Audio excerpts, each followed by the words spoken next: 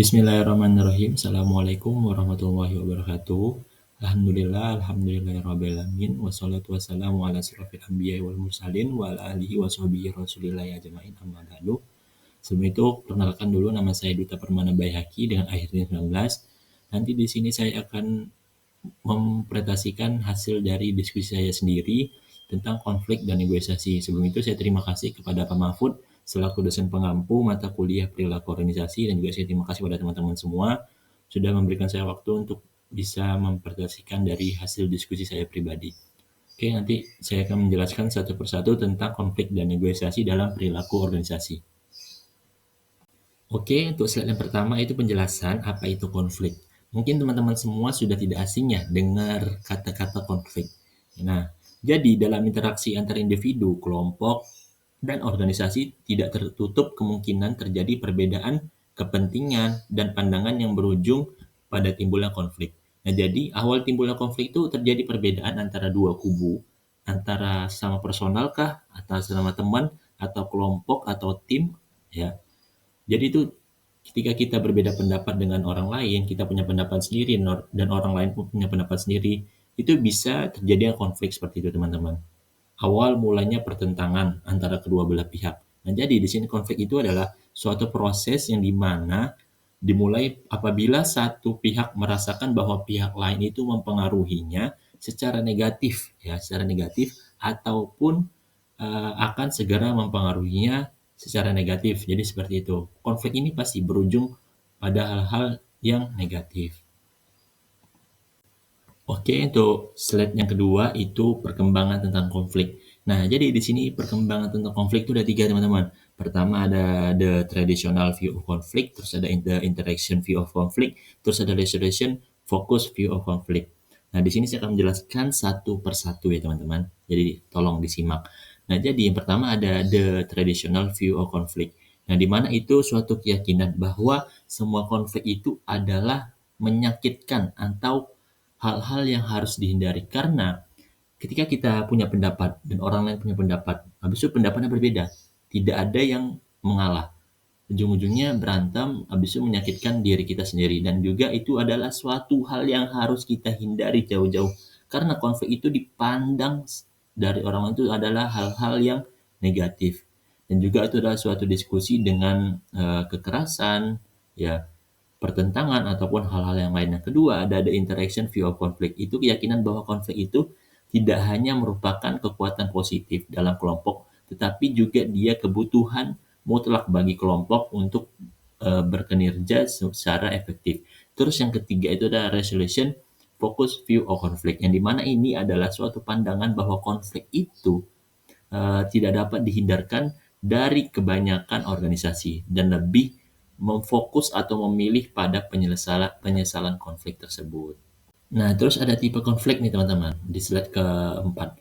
Ada tipe konflik itu menurut Kettner dan Kinnicky itu pada tahun 2010. Ada 3 macam, yaitu ada personality conflict, ada intergroup conflict, terus ada cross-cultural conflict. Nah, kalau personality conflict ini dia konflik sesama antara personal. Contohnya saya punya teman, saya punya pendapat dan juga punya pendapat, dan juga tidak ada yang mengalah. Ya, kami ingin menang, pendapat kami itu ingin dimenangkan gitu loh, kayak pendapat aku nih mau nggak mau harus digunakan nanti nih, pendapat dia tuh nggak bagus gitu, jadi nggak ada yang mengalah sama sekali, padahal bisa diskusikan secara baik-baik, kita ambil jalan tengahnya itu seperti apa. Tuh personal konflik. Terus yang kedua tuh ada intergroup konflik, yang dimana ini konflik sesama tim, grup ataupun kelompok yang lainnya, contohnya sama organisasi gitu. Terus yang ketiga itu ada cross cultural konflik, yang dimana ini suatu konflik di dalam suatu bisnis ya, teman-teman. Dalam suatu perusahaan bisnis ya. Ketika saya punya bisnis dan saya ngajak orang lain, ternyata orang lain ini, teman saya ini beda budayanya. Itu cross cultural konflik. Ya, konflik antara sesama budaya.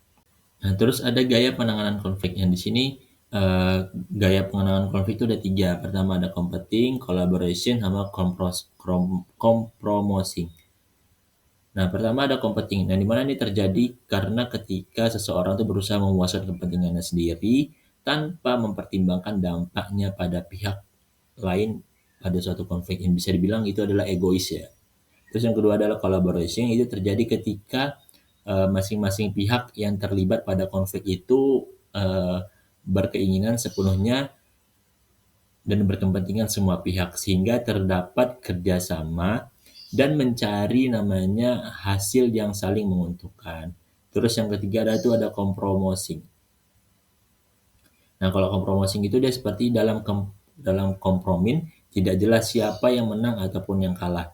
Terdapat keinginan untuk ya salah satu dari pihak mereka tuh nggak ada yang mau ngalah. Ya, nggak ada yang mau mendengarkan sama pendapat itu. Padahal kita bisa menemukan titik tengahnya itu seperti apa. Tapi dari kedua belah pihak itu tidak ada yang mau mengalah. Nggak ada yang menang ataupun ada yang kalah.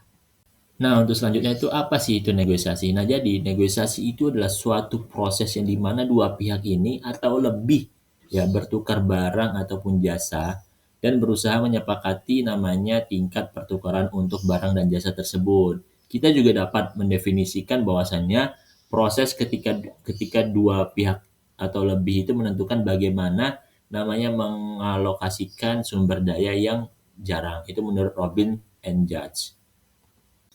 Nah, proses ataupun tahapan negosiasi itu ada 5. Pertama ada preparation and planning, terus yang kedua ada definition of ground rules, yang terus yang ketiga ada clarification and justification, terus yang keempat itu ada bargaining and problem solving, terus yang kelima itu ada trial. Nah, untuk selanjutnya itu ada perbedaan individu dalam bernegosiasi. Yang pertama ada personality traits atau sifat kepribadian. Kepribadian dan hasil negosiasi mempunyai hubungan namun lemah. Terus yang kedua ada mood and emotion. Suasana hati atau emosi. Dalam distributive negotiation, negosiator itu dalam mempunyai kekuasaan atau status yang sama menunjukkan kemarahan, menegosiasi hasil yang lebih baik karena kemarahannya menyebabkan koreksi dari lawan mereka.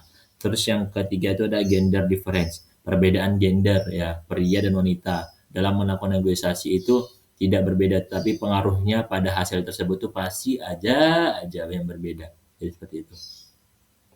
Nah, untuk kesimpulannya, secara sosiologis konflik itu diartikan sebagai suatu proses sosial di antara dua orang atau lebih, bisa juga kelompok, yang dimana salah satu pihak itu dia berusaha menyingkirkan pihak lain dengan menghancurkannya atau membuatnya tidak berdaya. Negosiasi itu adalah suatu yang kita lakukan setiap saat dan terjadi hampir di setiap aspek kehidupan kita. Selain itu negosiasi juga cara yang paling efektif ya teman-teman dari mengatasi untuk menyelesaikan konflik ataupun perbedaan kepentingan. Terus dalam banyak hal negosiasi justru tidak terselesaikan di meja perundingan atau meja rapat formal, tetapi justru dapat dalam suasana yang lebih informal dan rileks ya. Di mana kedua pihak itu berbicara dengan hati dan memanfaatkan sisi kemanusiaan pihak lainnya. Karena pada dasarnya itu selain hal-hal formal yang ada dalam proses negosiasi, setiap manusia memiliki keinginan juga ya teman-teman. Keinginannya tuh ingin didengarkan gitu. Seperti hasrat, perasaan, nilai-nilai dan keyakinan yang menjadi setiap langkah pengambilan keputusan yang dilakukannya. Seperti itu teman-teman. Mungkin cukup sekian presentasi saya tentang konflik dan negosiasi dalam perilaku organisasi. Bila ada kesalahan mohon dimaafkan. Wabillahi taufiq wal hidayah. Wassalamualaikum warahmatullahi wabarakatuh.